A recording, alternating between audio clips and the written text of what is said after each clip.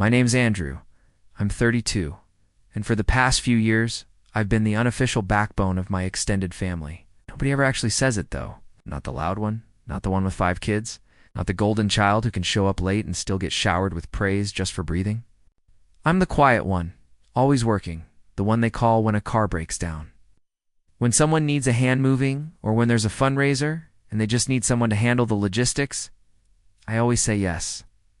I always show up. I never complain. It started small, helping my cousin Lauren plan her graduation party, organizing the family barbecue after Uncle Ken broke his ankle, covering the deposit for my aunt's surprise birthday bash when my older brother conveniently forgot his wallet. I didn't mind. I've done well for myself. I work in tech and freelance on the side. My life is pretty low-key. It felt good to help, at least for a while. Lately, though, I've started noticing a pattern. My name is never on the thank you cards. No one tags me in family photos. At the last Christmas dinner, I ended up at the folding table in the corner next to the toddlers, because my seat had been accidentally given to someone's new boyfriend. When I quietly slipped out early, no one even noticed. That was the first time I felt it. The bitter sting of being invisible in plain sight. But nothing compared to what happened at Lauren's engagement party last Saturday. It was a big event at a vineyard about 40 minutes outside the city. I knew the place well because I was the one who found it. My uncle had casually mentioned they were over budget, and I'd stepped in, offering to cover the deposit just to help out. No need to mention it, I told them. Just want Lauren to have a great day. Stupid, right? I arrived about 20 minutes after the official start time. I wasn't late. It was one of those events where people slowly trickled in, and the real party didn't kick off until sunset.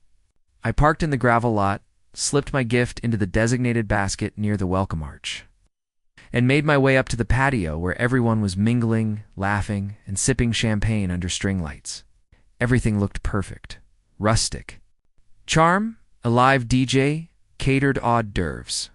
Exactly the vibe Lauren had raved about when we toured the place together 2 months ago. I was walking toward the bar when I noticed the gift bags. They were on a long white table just outside the tent, neatly lined up with personalized tags. For Emma, with love to Uncle Rick. Thank you for always being there, Aunt Carol. You're the heart of this family. Sweet little touches. Candles. Fancy cookies. Handwritten notes. It was thoughtful, but something felt off. My name wasn't there. I scanned the whole table, checked under a few extra bags, even peeked behind a floral centerpiece. Nothing. At first I told myself maybe they were keeping some in the back. Maybe mine was inside, or they just forgot to set it out. But then I heard Aunt Carol, loud as ever, laughing just behind me. "Oh, Andrew," she said, her voice a little too bright, a little too sharp. "Looking for your goodie bag?" I turned, half smiling, pretending not to be bothered. "Yeah, just curious. Didn't see one." She waved her hand dismissively and sipped her wine. "Only made them for people who actually contribute to the family." I blinked. For a second I thought she was joking. I waited for the punchline, but she just raised her eyebrows like it was the most obvious thing in the world and walked away. Her heels clicking against the stone tiles, her laughter trailing behind her like perfume. I just stood there. I could feel the heat rising up my neck. I wasn't angry. Not yet. I was embarrassed. I felt like I'd been slapped in front of a crowd. People walked past me, smiling, nodding, completely unaware. But my mind was already spiraling. Every time I'd shown up when no one else did, every deposit I'd made, every favor I'd done quietly and without expecting credit. And now I was being dismissed like some mooch who just showed up to eat shrimp and leave. I didn't follow Aunt Carol. I didn't cause a scene. I went to the bar, ordered something cold and strong, found a quiet spot near the edge of the vineyard, where the music was softer and the shadows longer. That's when I pulled out my phone. See, I hadn't just paid the venue deposit. I had signed the contract. Back when we were still touring places, Lauren had been nervous. She didn't have great credit, and my uncle didn't want to put his name on another big financial commitment. I told them I could handle it. They sent me the paperwork, and I signed on the dotted line, telling them to pay me back whenever. I never expected to hold it over them, But now I was sitting alone at a party I'd helped create, being treated like some kind of outsider. Not family, not enough. I opened the email thread with the venue manager, scrolled down to the part about cancellations, took a deep breath, and started typing. Hi, Amelia. Just confirming that we'd like to proceed with the cancellation of the reservation for tonight's event. Please let me know if you need anything else from my side. It felt petty. I stared at the message for a long moment. My thumb hovered over the send button. Then I thought of Aunt Carol's face. The way she'd smirked. It's the way Lauren hadn't even said hello when I arrived. It's the way I'd never been seen, never been acknowledged, never been appreciated, just used. I hit send. Nothing happened right away. Of course, the music was still playing, the lights still twinkling, the laughter still floating across the patio. People were posing for selfies near the flower wall. Caterers were laying out the next round of appetizers. 10, maybe 15 minutes passed, and then the music stopped. Not a fade out, not a transition, just cut. People turned, heads swiveled, toward the DJ booth where a man in a black shirt was holding up his phone, confused. A few seconds later, a woman in a headset rushed out from the back office, followed by a man in a suit, the vineyard manager, Amelia's assistant, I guessed. They were scanning the crowd, looking for someone, looking for me. I stood up slowly, drink still in hand, and took a small sip, letting the silence settle over the room like dust. One by one, conversations died. Lauren came out of the tent, her dress swishing behind her, frowning as she looked around. My uncle was by the bar, already red in the face, muttering to the bartender. I didn't move. I didn't wave them over. I just waited because that was the moment everything shifted. That's when the real party started. The first person to actually notice me standing alone near the edge of the patio was Uncle Rick, the fun uncle. The one who always made himself the center of attention but disappeared the second real work needed doing. He made a beeline toward me, trying to keep his smile casual, even though the corners of his mouth were twitching with panic. "Hey, Andy," he said, resting a hand on my shoulder like we were old pals. "There seems to be a little, mix-up with the DJ. Any idea what's going on?" I sipped my drink, letting the silence hang just long enough to make him sweat. "Not sure," I said evenly. "You might want to check with the venue manager. Should be around here somewhere." I could see the confusion on his face, the flicker of suspicion. But before he could ask another question, Amelia appeared. She walked straight up to me, her voice low but firm. "Hi, Andrew. I just got your email. Are you certain you want to proceed with the cancellation? Because if so, we need to start clearing the space within the next 15 minutes, per contract terms." Rick's face paled. "Wait, what?" I didn't answer. I just looked at Amelia. "Yes, I'm sure." A ripple of tension passed through the group that had started gathering around us. People were whispering now, eyes darting between me, Amelia, and Rick, like we were performing some unscripted drama. Rick held up his hands. "Hold on. This has to be a misunderstanding. Why would you cancel? This is Lauren's engagement party." Amelia looked from him to me. "Andrew is the primary signatory and payer on the contract. Has the right to terminate the reservation as long as the final balance hasn't been paid," which it hasn't. That was true. I had only paid the deposit. The rest, the bulk of it, was still unpaid. They were supposed to reimburse me tonight. Funny. How that part got forgotten in all the family speeches and catered mini quiches. Rick turned on me then, his voice tightening. "You can't be serious." I looked him dead in the eyes. "Carol said, I don't contribute to this family, so I decided to act accordingly." And with that, I stepped back and let the chaos unfold. Lauren rushed over next, her heels clicking furiously against the stone tiles, her engagement ring catching. The fading sunlight as she waved her hand around wildly. "Andrew, are you kidding me right now? You're going to ruin my entire party because of what? A joke?" I raised an eyebrow. "A joke. Your mom was pretty serious about it. She was being sarcastic. You know how she is." I shook my head. "No, Lauren. I know how all of you are." There was a beat of silence, just long enough for Lauren to realize that this wasn't going to be fixed with a pout and a tearful apology. I took another slow sip of my drink. I've bent over backwards for this family, paid bills, booked venues, stepped in when no one else could be bothered, and it's never enough.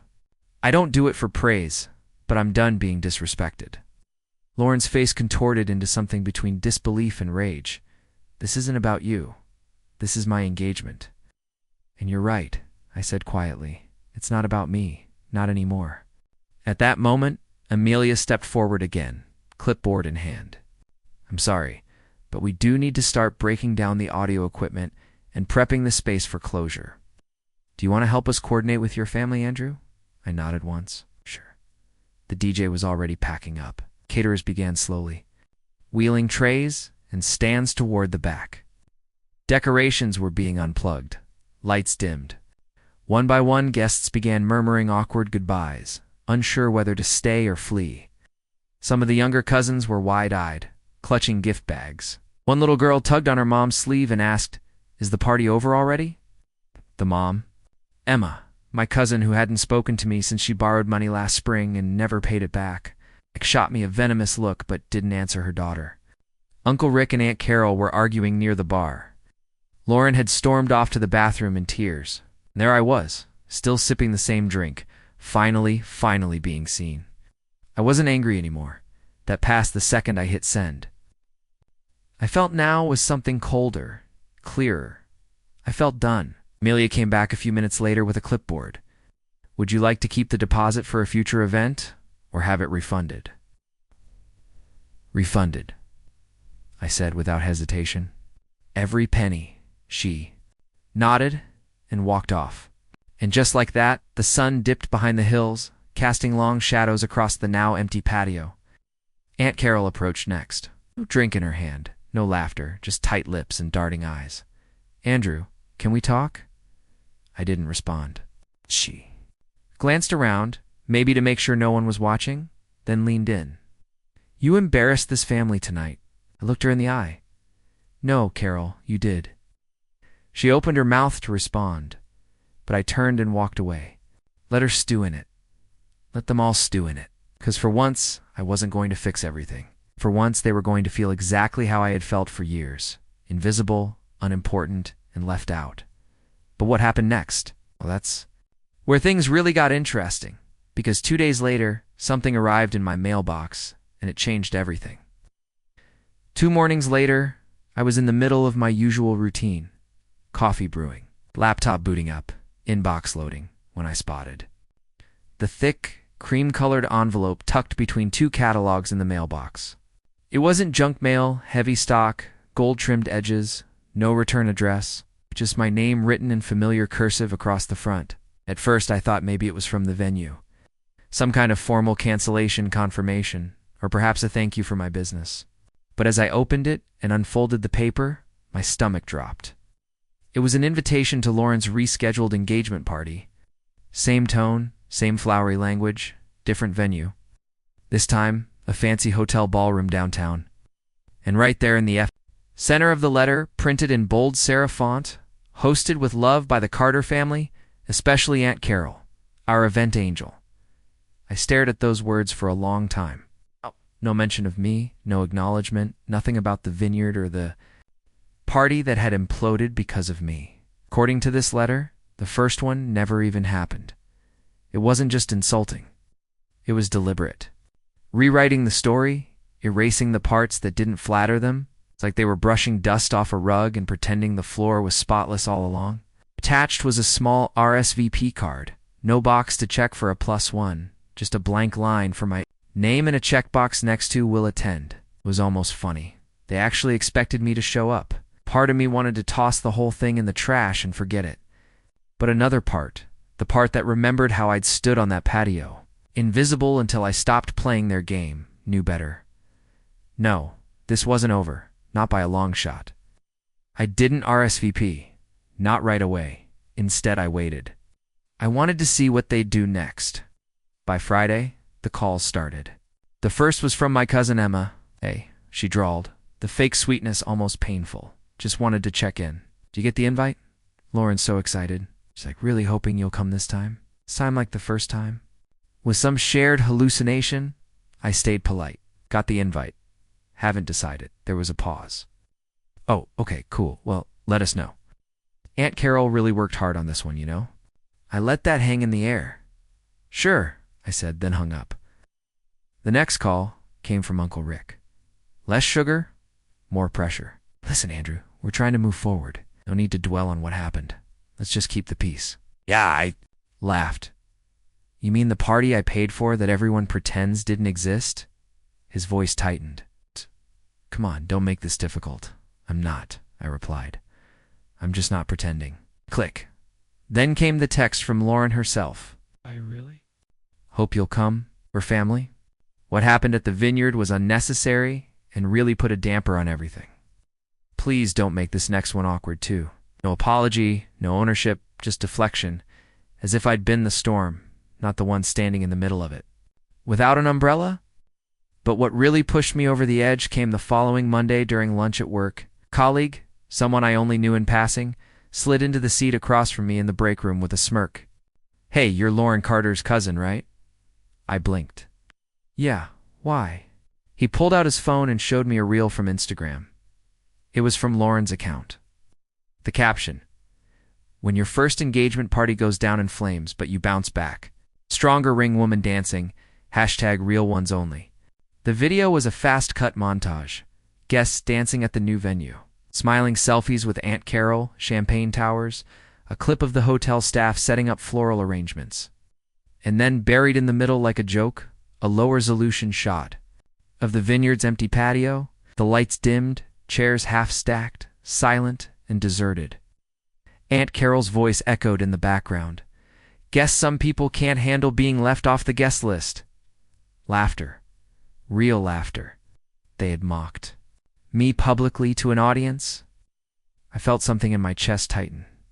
Not anger, not really, just a cold, sharp clarity. They wanted to erase me, then humiliate me for not letting them. I closed the app, finished my lunch, and walked back to my office in silence.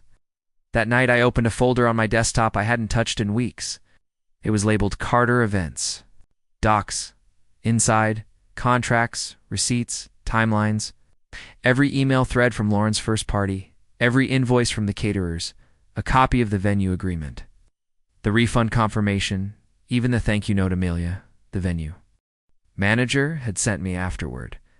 And then I opened the email draft I'd been sitting on since the day after the first party. Subject line: a formal clarification regarding the engagement event at Crestview Vineyard. I started writing not to them, but to everyone else. Vendors, guests, the venue, people who had asked questions quietly behind the scenes. Wondering what had happened that night when the lights went out and the party fell apart? There was. No yelling, no demands, just facts. I attached copies of the receipts. I added a few polite lines about protecting my professional relationships and reputation. And just before hitting send, I added one last line: as I will not be attending the rescheduled event. Please consider this a courtesy clarification in light of any narratives currently circulating online. Then I sent it to everyone on Lauren's original guest list. That's when things started to unravel. Not for me, for them.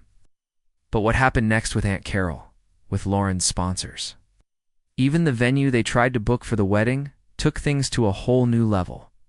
By the next morning, my inbox was overflowing. I hadn't expected the reaction to be that fast or that widespread. But I underestimated just how many people had been confused after the first party, and how many were quietly furious about being left in the dark. The emails came in waves. One guest wrote, I thought something was weird that night, but Lauren told everyone it was a technical glitch. Thanks for explaining. Another said, wait, you were the one who booked the vineyard? She made it sound like Aunt Carol pulled it all together. But the real shock came when I received a message from a man named Derek. I vaguely recognized the name from Lauren's earlier gushing posts. He'd worked in PR for a wedding influencer Lauren had somehow wrangled into featuring her engagement party. On their blog, he wasn't rude, just concerned. Hey Andrew, just saw your email and wanted to say thanks. We've taken down the promotional post that ran this week. The event's cancellation wasn't disclosed to us, and neither was your involvement. That's a serious omission. If you need anything from our side, let me know. It's just like that, the image. Lauren had worked so hard to build her perfect engagement. Her curated aesthetic started to crack. And that's when things got even worse for them. 2 days later, I received a voicemail from Crestview Vineyard. "Hi, Andrew. It's Amelia. Just wanted to let you know we've been contacted by several vendors asking about what really happened with the canceled event. We've clarified with them, of course. And also, just so you're aware, we've had a booking inquiry from someone in the Carter family for a wedding date in September. Given the nature of your experience and the fact that your name is still flagged in our system as primary on the last event, we've decided not to move forward with their request. Hope that's okay." That broke me. Not out of guilt, not out of regret. I broke into laughter. Uncontrollable, breathless laughter. They had tried to erase me. Instead, they erased themselves. Still, I hadn't heard anything directly from Lauren. Not a call, not a message, not even a snide social media post, which was how I knew things were really serious. Silence meant strategy. Silence meant damage control. The storm finally came on a Sunday night. It was just after 10 p.m. when my phone rang. I almost didn't answer, but I recognized the number. "Lauren?" I picked up. "Hello?" There was a pause, and then her voice came through, small and shaky. "Was it worth it?" I leaned back in my chair. "Was what worth it?" "You ruined everything, Andrew," she hissed. "The vendors are pulling out. The blog deleted the post, and Crestview won't take us for the wedding. Do you know how hard I worked to get all of that?" "Oh, I'm well aware," I said calmly. "That's why I made sure everyone else knew how hard I worked, too." There was another pause, this one longer. Then, almost a whisper, "You're supposed to be my cousin." "I was," I said, "and I was a good one. Until your mom laughed in my face and you stood by and said nothing. Until you turned me into a villain in your little highlight reel. You wanted to erase me, so I removed myself and the foundation you were standing on." Her voice cracked then. "I didn't mean for it to go this far. Neither did I. I just wanted to be treated with respect." She didn't reply. Now, for once, I didn't try to fill the silence. Eventually, she hung up. I turned my phone over on the table and just sat there for a long time, staring at the wall, the shadows moving as the street light outside flickered on. I wasn't proud of how it had all gone down. I'm not the kind of person who enjoys revenge or conflict or tearing people down, but I was done being the family's doormat. Oh. The fallout rippled through the next few weeks like aftershocks. Aunt Carol tried to rally the rest of the family, painting me as vindictive, bitter, jealous, but people weren't buying it anymore. Not after they saw the receipts, literally. Emma stopped replying to messages after I asked about the money she owed me. Rick called once more, only to mutter something about overreactions and then hang up when I didn't budge. The wedding was quietly postponed. Lauren and her fiancé claimed it was due to logistical issues, but I knew the truth. No vendors wanted to touch them after word got out that the original engagement party had imploded due to unpaid balances and false claims in me. I took a break. I stopped attending family functions for a while, skipped a birthday, declined a group brunch invite, letting the silence do the talking. I think that hurt them more than anything else, because without me, the gears stopped turning. They realized the person they had dismissed, belittled, and excluded had been the glue. The planner, the helper, the quiet force that kept the machine running. Weeks later, I got a small card in the mail. Plain envelope, no return address. Inside, a simple message. "We didn't realize how much you did until you weren't there. We're sorry." No signature, no name, but the handwriting was unmistakable. Aunt Carol. I didn't respond. Forgiveness is free, but access is earned. And I'd spent too long giving everything for nothing in return. So now I live a little quieter, a little freer. I still show up for the people who matter. My sister, my close cousins, who actually checked in on me during the fallout. But the rest? Bad. I let them stay in their curated fantasy world where engagement parties run on air and the help always shows. Up, no questions asked. Except now they know the truth. They know that behind every perfect event, there was someone quietly holding the strings. And now those strings are cut, not out of spite, but out of peace. Because the moment I stopped trying to prove my worth, two people who never saw it, was the moment I finally found it. And it felt damn good.